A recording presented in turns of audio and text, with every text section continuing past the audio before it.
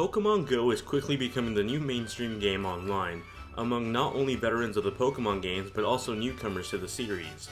This guide will help you learn the basics of Pokemon Go, along with some new tips and tricks. So first off, how do you play? Well, just open up the app and log in with your Google account, and then get a server error message, and then cry.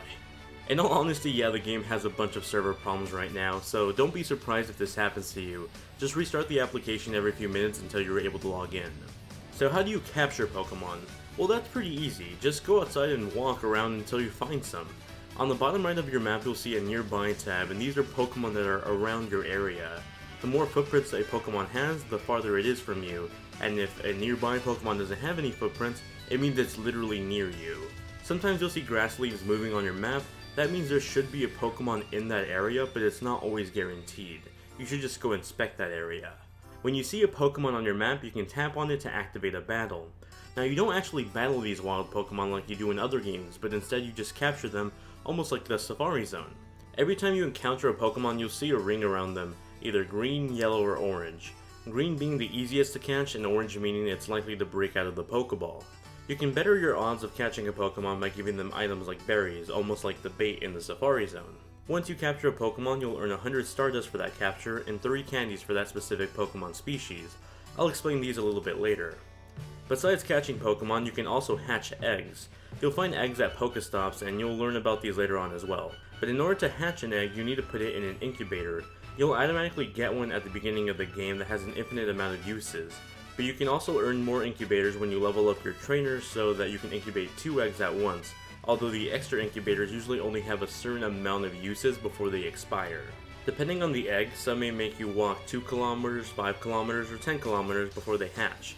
You can't drive around the city with Pokemon Go open, as it will detect that you're going faster than a human should be able to. Bikes may work though, or just a steady jog. Now, besides wild Pokemon, you'll see 2 other types of spots on your map: Pokestops and gyms. Pokestops are the blue icons on the map. When you go near them, you can click on them and then spin the emblem to earn items like Pokeballs or healing items, or sometimes even eggs. These stops refresh every few minutes, so if you only have a few near you, it's best to camp around them when you're running low on Pokeballs or items. When you're at these Pokestops, you can click on the tab above the emblem and leave a Poke Alert. This is a mist that attracts Pokemon to that location for 30 minutes, and that affects every player around you as well, not just yourself. You can also get an item like Incest to get that same effect for 30 minutes wherever your character is walking. As far as the Pokemon gyms go, these are currently the only way you'll get to battle in the game. Trainer 1v1s and training is coming in a later update. For now, you can challenge the gyms once you reach level 5 in your game.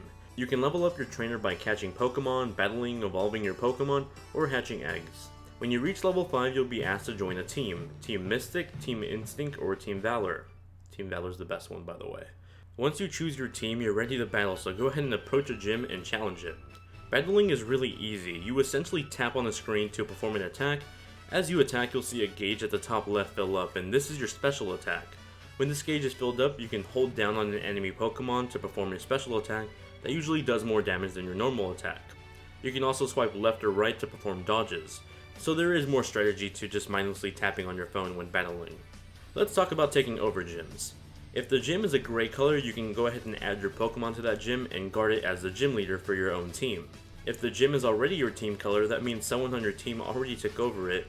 You can go ahead and join the gym still and add your Pokemon to it, but only after raising the gym's prestige level at the upper left by battling it.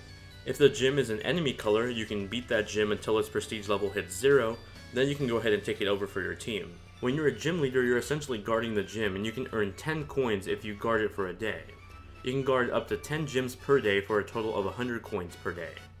You can then use these coins to buy items like Pokeballs, Incense, potions, or many other types of items. Now, since you're level 5 now, you can battle, and you're going to need revives and potions, as they're the only way to heal your Pokemon at the moment. You can start earning these at Pokestops once you hit level 5. Now let's talk about training your Pokemon.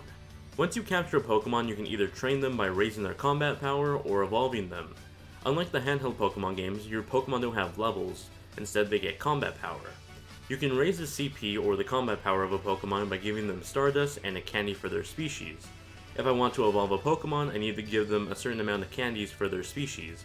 So for example, if I want to raise the CP of my combat power 27 Meowth, I need to give it 200 Stardust and a Meowth candy. If I want to evolve my Meowth, I'm going to need to give it 50 Meowth candies. You can earn Stardust by catching Pokemon, and you earn 100 Stardust per Pokemon catch.